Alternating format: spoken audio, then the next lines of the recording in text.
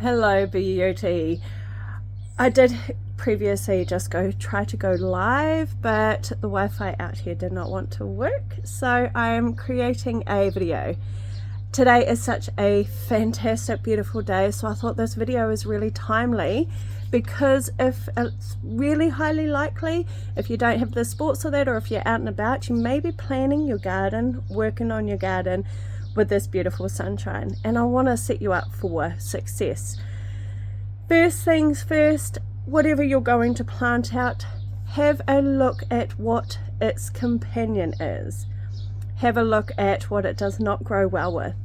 If you need a hand, I've actually created a free guide that gives you the 20 ultimate plants that you do plant together and the 20 that you do not plant together.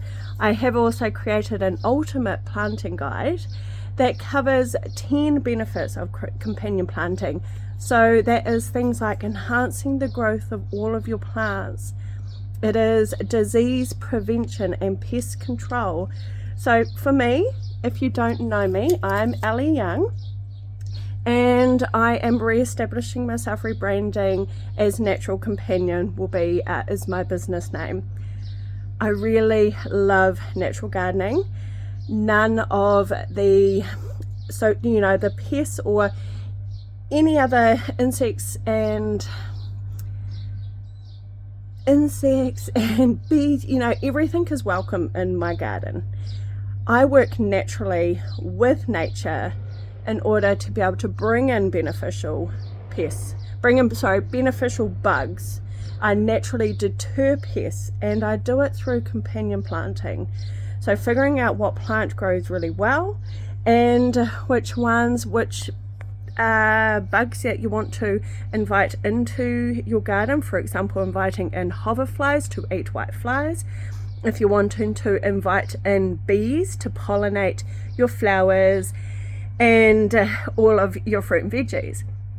And this comes through companion planting. So finding the ones that will bring in these beneficial, and that's only one of the various means to be able to grow quite abundantly. So my top tip, one, is check which companions and which plants grow well together.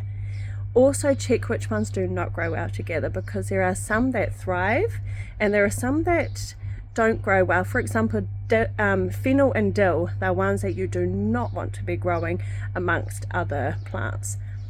So I have created a free guide which lists 20 of the best plants to plant together and their combinations, and it's also got 20 of the ones that you do not want to be planting together to help. So as you're plan that out, I will pop the website down below, because two other resources that you may want to check out. So if you want that freebie, just click on the freebie and sign up through there. In my shop, I have two other resources that will be really beneficial and really helpful. The other one is the Ultimate Companion Planting Guide. This guide will not only show you which ones work together, but it's separated into the 10 of the varying benefits of companion planting. For example, pest control, which ones work well to bring in the beneficial bugs. It also goes through, for example, another one is enhancing your growth, or enhancing your flavor, and the combinations of the plants that will be able to help do that. So if you've got, for an example, for enhancing flavor, if you're growing strawberries, make sure that you put lettuce in amongst your strawberries as well. The strawberries actually enhance the lettuce's flavor. Now, if you are wanting to make sure that aphids and you want to look after your tomato plants, a common combination is planting basil with your tomatoes. Another one, you can add marigolds around as well. So they all work differently. For example, marigolds and basil are pungent. It's their smell that deters. But then there are other plants that will bring in and entice. For example, wildflowers, sunflowers, calendula, bringing in the bees. So do you see how it can be so incredibly beneficial to know what you're wanting to achieve in the garden? And this is all done naturally, where you can work out the best plant combinations. And again, that's part of me, that's part of my business as Natural Companion, is to guide you, to help you know which ones go well with what. And the third resource I have for you is a garden planner, which for me, the favorite part that I love about the garden planner is that I write down, every time I sow a seed, I write down what part of the moon cycle I have sown it in, whether it is an above ground crop, below ground. I also note down when it germinated and where. For example, whether it was on the kitchen windowsill or if it was outside, if it was self-sown, if it was direct sown, or if it was in a punnet. And I write down the seed. Now what this will tell me is the germinating period. It will also tell me, say next season, which ones germinated well. For example, this season my tomatoes have only gone so small, and they took a wee while to germinate, but whereas I have thriving lettuces, the first lot of lettuce I sowed, they did not germinate. So now next season I'll be able to kind of know when to sow them, what they grew well with.